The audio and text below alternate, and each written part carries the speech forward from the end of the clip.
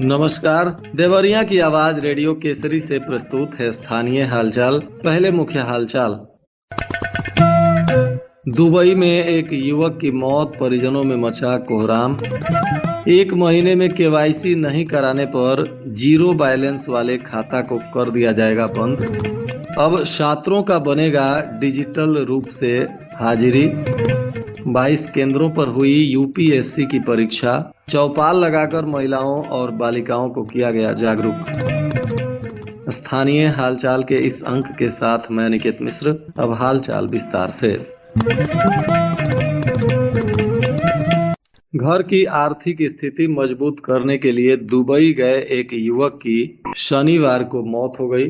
बताया जा रहा है कि युवक के मौत की सूचना मिलते ही आज परिवार में मातम छा गया। अब परिजन शव को गांव मंगाने में जुटे हुए हैं। मामला सलेमपुर कोतवाली के भीमपुर गांव के रहने वाले राम सरीखन रजक का है। इनकी उम्र 40 वर्ष है और ये स्वर्गीय चंद्रशेखर प्रसाद के पुत्र हैं। यह दुबई में रहते थे। 12 जुलाई को मां के निधन पर वह अपने घर आए। मां का क्रियाक्रम करने के बाद 10 अगस्त को पुनः दुबई के लिए रवाना हो गए। वह दुबई में मजदूरी करते थे। बताया जा रहा है कि शुक्रवार की रात उनको बेचैनी होने लगी, जिसके बाद वह फर्श पर सो गए और शनिवार की सुबह जब उनके कमरे में रहने वाले साथी उन्हें उठाने गए तो वह नहीं उठ सके। जब जांच कराया गया तो पता चला उनकी मौत हो चुकी है। सूचना मिलते ही दुबई में रहने वाले गांव के धर्मेंद्र रजक, प्रदीप कुमार, संदीप कुमार समेत अन्य लोग भी वहां पहुंचे और राम सरीखन के छोटे भाई अनिल कुमार के साथी चचेरे भाई संतोष कुमार और अन्य को इसकी जानकारी दी। परिजन अब शव को वतन मंगाने में जुटे हुए हैं।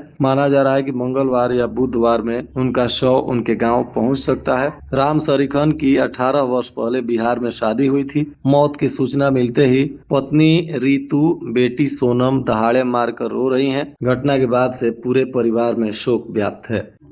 शून्य बैलेंस वाले निष्क्रिय खातों को बैंक अब बंद करने की तैयारी में है। बैंकों ने इन खातों का ब्यौरा तैयार कर लिया है। हालांकि इन खातों को बंद करने से पहले ग्राहकों को केवाईसी कराने का एक अंतिम मौका दिया गया है। भारतीय स्टेट बैंक, उत्तर प्रदेश ग्रामीण bank, Punjab national bank, union bank, central bank समेत अन्य कई ऐसे राष्ट्रीयकृत बैंक हैं जिनमें कुछ ग्राहकों ने खाता खोलने के बाद एक बार भी जमा निकासी नहीं किया। साथ ही इन खातों का बैलेंस भी शून्य है। बैंक इन खातों को डिफॉल्टर की श्रेणी में रख दिया है। ऐसे खातों के दुरुपयोग और जोखिम से बचने के लिए इन्हें बंद करने का निर्णय लिया गया है। इसके तहत पिछले 3 वर्षों में 1 अक्टूबर 2022 से 30 सितंबर 2025 तक जिन ग्राहकों के द्वारा कोई लेन देन नहीं किया गया है उनकी सूची तैयार की गई है और खातों को बंद करने से पहले बैंकों ने ग्राहकों को अंतिम अवसर भी दिया है। इसके अंतर्गत संबंधित ग्राहकों को 1 माह के भीतर केवाईसी करानी होगी। बैंक अधिकारियों ने बताया कि केवाईसी नहीं कराने पर 11 नवंबर के बाद कभी भी बिना किसी पूर्व सूचना के खातों को बंद कर दिया जाएगा।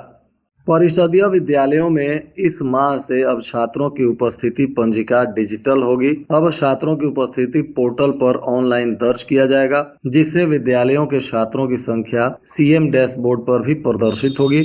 उपस्थित पंजिका के लिए सीएम डैशबोर्ड पर बेसिक शिक्षा विभाग के नए प्रोजेक्ट स्टूडेंट अटेंडेंस को इंटीग्रेट करा दिया गया है। वहीं बीएसए कार्यालय के द्वारा बैठक में सभी विद्यालयों को डिजिटल उपस्थिति के लिए निर्देश भी दिए गए हैं। जिले में 2121 परिषदीय विद्यालय संचालित हैं। इन विद्यालयों में छात्रों की उपस्थिति पंजिका रजिस्टर पर लगाई जाती थी। इसके अलावा अध्यापकों की भी उपस्थिति अध्यापक पंजिका पर ही ली जाती है।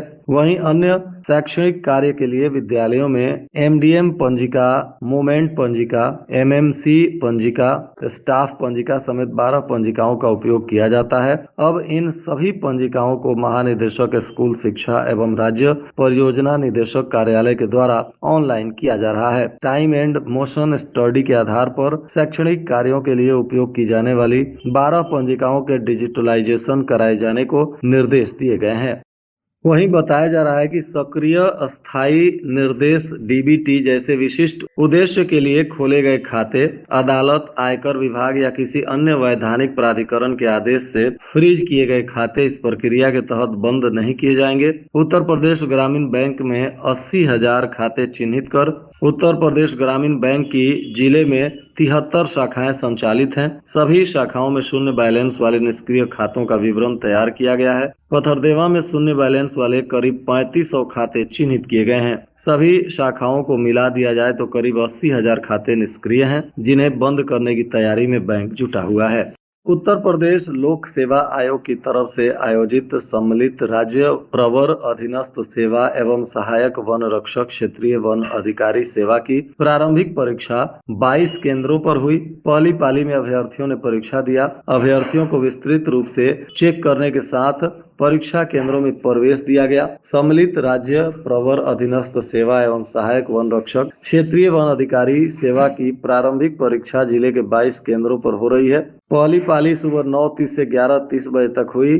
प्रवेश के लिए सुबह 8 बजे से ही अभ्यर्थी लाइन लगा दिए थे, जिसके बाद एक एक कर बाह्य कर्मियों ने चेक किया और इसके बाद केंद्रों में प्रवेश दिया गया। कड़ी सुरक्षा के बीच प्रशासन की पैनी नजर भी इस परीक्षा केंद्रों पर बनी रही। परीक्षा को लेकर अभ्यर्थियों के पर्याप्त इंतजाम किए गए थे। परीक्षा को सकुशल संपन्न कराने के लिए परिषदीय विद्यालयों के 602 अध्यापकों की तैनाती की गई थी, जबकि 70 अध्यापकों को रिजर्व भी रखा गया था। पुलिस अधीक्षक के निर्देश पर रविवार की सुबह से ही पूरे जिले में मॉर्निंग वॉकर चेकिंग अभियान चला। इसके तहत सभी थाना क्षेत्रों में जांच की गई, संदिग्ध व्यक्तियों वाहनों की चेकिंग की गई। साथ ही आम लोगों से संवाद कर उन्हें सुरक्षा का भरोसा भी पुलिस की तरफ से दिया गया। पुलिस अधीक्षक संजीव सुमन के निर्देश पर सुबह 5 बजे से मॉर्निंग वॉकर चेकिंग अभियान की शुरुआत हुई। इसका मुख्य उद्देश्य सामुदायिक सहभागिता के तहत आम जन से सीधा संवाद स्थापित कर उनमें विश्वास और सुरक्षा की भावना को भरना, छोटे मोटे विवादों को पुलिस अधिकारी द्वारा सामुदायिक स्तर पर सुलझाना, विशेषकर मित्र पुलिसिंग की भावना को जागृत करना बताया जा रहा है। साथ ही चेकिंग के दौरान संदिग्ध व्यक्तियों वाहनों की जांच करते हुए जिले में कुल 15 स्थानों पर चेकिंग की गई, जिसमें 347 व्यक्तियों और 214 वाहनों की जांच की गई। नियमों का पालन नहीं करने वाले 3 वाहनों का चालान भी किया गया। महिलाओं को सशक्त और जागरूक बनाने के लिए संचालित मिशन शक्ति फेज 5 अभियान के तहत भटनी पुलिस ने ग्राम अलगटपुर में एक जागरूकता चौपाल का आयोजन किया। इस दौरान उपस्थित महिलाओं और बालिकाओं को सुरक्षा से संबंधित विभिन्न हेल्पलाइन नंबरों के बारे में जानकारी दी गई। साथ ही गर्भवती महिला और नवजात शिशुओं के लिए एम्बुलेंस सेवा के बारे में भी बताया गया। साथ ही अग्निशमन सेवा, साइबर हेल्पलाइन, चाइल्ड हेल्पलाइन के बारे में भी विस्तृत जानकारी दी गई। चौपाल के दौरान पुलिस टीम द्वारा उपस्थित महिलाओं को बताया गया कि इन नंबरों का कब, क्यों और कैसे उपयोग किया जा सकता है, ताकि किसी भी प्रकार की आपात या संकट की स्थिति में तत्काल सहायता मिल सके। इसके साथ ही महिलाओं को उनके अधिकारों और सरकार द्वारा चलाई जा रही योजनाओं जैसे कन्या सुमंगला योजना, रानी लक्ष्मीबाई बाल एवं महिला सामान्य कोष, मुख्यमंत्री सामूहिक विवाह योजना और प्रधानमंत्री मातृ वंदना योजना आदि के बारे में भी महिलाओं और बच्चियों को जानकारी दी गई। विदेश भेजने के नाम पर तरकुलवा में एक युवक से ठगी की गई है। बताया जा रहा है कि ठगी के शिकार युवक ने तरकुलवा थाने में पहुंचकर शिकायत की है। तहरीर मिलने के बाद पुलिस अब जांच में जुट गई है। कनकपुरा गांव के टोला गुलहरिया निवासी दीन बंधु कुशवाहा के साथ कई युवक थाने पहुंचे और पुलिस से शिकायत की। उनका आरोप है कि एक व्यक्ति ने विदेश भेजने के नाम पर रुपया लिया और अब विदेश नहीं भेज रहा है। तहरीर मिलने के बाद पुलिस जांच कर रही है। थानाध्यक्ष मृत्युंजय राय ने बताया कि तहरीर मिली है, जांच चल रही है, जल्द ही आवश्यक कार्रवाई की जाएगी।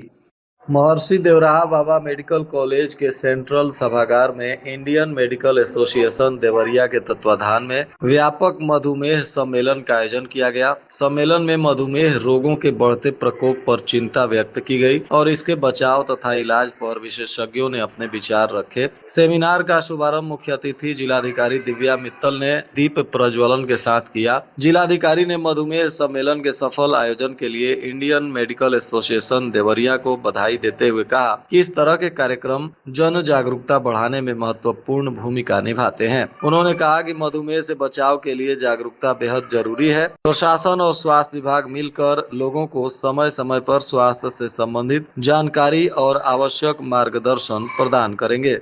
सम्मिलित राज्य प्रवर अधीनस्थ सेवा प्रारंभिक परीक्षा 2025 एवं सहायक वन संरक्षक क्षेत्रीय वन अधिकारी सेवा प्रारंभिक परीक्षा 2025 के सफल एवं शांतिपूर्ण आयोजन सुनिश्चित करने के लिए जिलाधिकारी दिव्या मित्तल ने पीएम श्री राजकीय इंटर कॉलेज देवरिया, महाराजा अग्रसेन बालिका इंटर कॉलेज और महाराजा अग्रसेन इंटर कॉलेज परीक्षा केंद्रों का निरीक्षण किया। प्रथम पाली के दौरान परीक्षा व्यवस्थाओं का जायजा लिया गया। निरीक्षण के दौरान जिलाधिकारी ने केंद्र व्यवस्थाओं की गहन समीक्षा की और लोक सेवा आयोग के दिशा निर्देशों के सख्त अनुपालन पर बल दिया। उन्होंने स्पष्ट निर्देश दिया कि पेयजल, शौचालय, विद्युत आपूर्ति, सफाई और सुरक्षा व्यवस्था पूरी तरह से सुचारू एवं प्रभावी रहनी चाहिए। जिलाधिकारी ने कहा कि परीक्षा के दौरान किसी भी प्रकार की लापरवाही या अनुचित गतिविधि को किसी भी कीमत पर बर्दाश्त नहीं किया जाएगा। और आज के मौसम का तापमान देवरिया में न्यूनतम 25 डिग्री सेल्सियस और अधिकतम 32 डिग्री सेल्सियस रहने की संभावना है। हालचाल के इस अंक को आप हमारे YouTube चैनल, फेसबुक और इंस्टाग्राम पर भी सुन सकते हैं। इसके लिए हमारे रेडियो केसरी चैनल को लाइक और सब्सक्राइब करें। साथ ही प्ले स्टोर से आप रेडियो केसरी के एप्लीकेशन को सीधे डाउनलोड कर अपनी मोबाइल फोन में भी रेडियो केसरी की सेवा का लाभ ले सकते हैं। अंत में मुख्य हालचाल एक बार फिर। दुबई में एक युवक की मौत, परिजनों में मचा कोहराम। 1 महीने में केवाईसी नहीं कराने पर 0 बैलेंस वाले खाता को कर दिया जाएगा बंद। अब छात्रों का बनेगा डिजिटल रूप से हाजिरी। 22 केंद्रों पर हुई यूपीएससी की परीक्षा। चौपाल लगाकर महिलाओं और बालिकाओं को किया गया जागरूक। इसके साथ ही रेडियो केसरी से प्रसारित स्थानीय हालचाल का यह अंक समाप्त हुआ। नमस्कार।